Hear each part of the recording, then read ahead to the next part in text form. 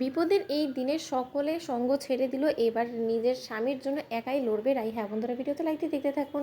অনির্বাণকে যখন কোর্টে হাজির করা হয়, ঠিক সেই মুহূর্তে কোর্টে অনির্বাণকে হাজির করা মাত্রই নীলাঞ্জনা বলতে থাকে যে রাই দিদি এখনও সময় আছে, এই কেসটা কিন্তু তুই এমনিতেও হেরে যাবি, হেরে যাওয়ার আগে তুই বরঞ্চ আমার এই অফারটা লুফে নে। ঠিক সেই মুহূর্তেই রাই বলতে থাকে যে বললাম না, মালা পরিয়ে সসম্মানে সকলে সামনে দিয়ে আমি অনির্বাণকে এখান থেকে নিয়ে যাব, আর তোর মতন দাগি আসামির যাতে সুষ্ঠু বিচার হয় সেই দাবি আমিও বরঞ্চ আদালতের কাছে করবো। ঠিক সেই মুহূর্তে কোর্টে হিয়ারিং শুরু হয়ে যাওয়া মাত্র স্রোত বলতে থাকে যে দিদিভাই তুই একদম ঘাবড়াস না, আমি তোর বিপদের দিনে তোর পাশে আছি, সকলে তোর সঙ্গ ছেড়ে দিল, আমি কোনো মতে তোর সাথ ছাড়বো না। ঠিক সেই মুহূর্তে সার্থক বলতে থাকে যে হ্যাঁ রায় দিদিভাই তুমি একদম নিজেকে একা ভাববে না। ঠিক সেই মুহূর্তে অনির্বাণের কেসটা কোর্টে ওঠা মাত্রই যখন অনির্বাণকে কাঠগড়ায় দাঁড় করিয়ে নীলাঞ্জনাকে অপোজিট সাইডে দাঁড় করিয়ে বলতে থাকে যে হ্যাঁ তো বলুন আপনার সঙ্গে ঠিক কী কী করার চেষ্টা করেছে এই কালপিটটা। ঠিক সেই মুহূর্তে নীলাঞ্জনা অঝরে কাঁদতে থাকে এবং জজের কাছে হাত জোর করে বলতে থাকে যে জজ সাহেব আমি শুধু চাই যে আমার শ্লীলতাহানি করার চেষ্টা যে করেছে, যে মানুষটা কিনা আমাকে অসম্মান করার চেষ্টা করেছে, সেই মানুষটা যাতে সুষ্ঠু বিচার হয়, কারণ এরকম মানুষরা যদি বারবার করে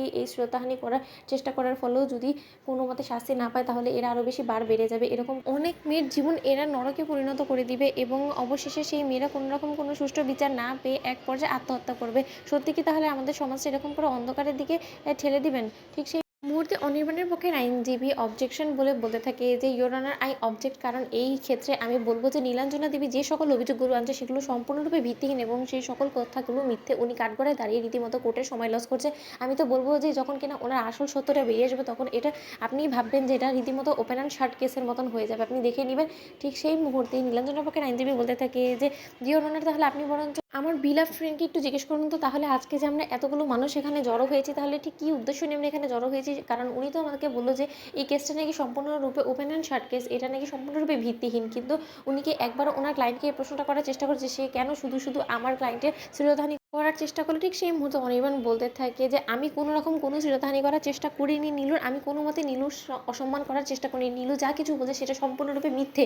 ঠিক সেই মুহূর্তে জজ সাহেব বলতে থাকে যে দেখুন আপনি শান্ত হন, আপনার যখন আপনার বাড়ি আসবে তখন হ্যাঁ আপনি বলবেন। ঠিক সেই মুহূর্তে কাঠগড়ায় দাঁড়িয়ে যখন নীলাঞ্জনা বলতে থাকে যে ইয়োর অনার আপনি দেখছেন যে এই লোকটা দাঁড়িয়ে দাঁড়িয়ে এখনও পর্যন্ত মিথ্যে কথা বলেই যাচ্ছে, যখনই না আমি তাকে আমার প্রেগনেন্সির কথাটা জানে সে সম্পূর্ণরূপে এই গোটা জিনিসটাকে নাকচ করে যায়, সে রীতিমতো আমার উপরে চড়ো হয়ে যায়, সে ইভেন কি আমাকে মৃত্যুর হুমকি অবধি দিয়েছে, সে আমাকে বলেছে যে সে আমাকে মেরে ফেলবে যদি আমি মুখ বুঝে না থাকি, আমি যদি এই গোটা বিষয়টা সকলের কাছ থেকে আড়াল না করি। সে তো রীতিমতো আমাকে এটাও বলেছে আমি যাতে এই সন্তানটাকে নষ্ট করে ফেলি, আমার অপারেশন করার জন্য সে আমাকে অনেকটা টাকাও অফার করেছিল। ঠিক সেই মুহূর্তে অনির্বাণের পক্ষের আইনজীবী বলতে থাকে যে ইয়োর অনার আমি আপনাকে বলছি এই মেয়েটা যে কথাগুলো বলছে তার কি আদৌ তার কাছে কোনো রকম কোনো প্রমাণ আছে? তো বন্ধুরা ভিডিওটি ভালো লেগে থাকলে লাইক কমেন্ট শেয়ার করে সাবস্ক্রাইব করতে ভুলো না।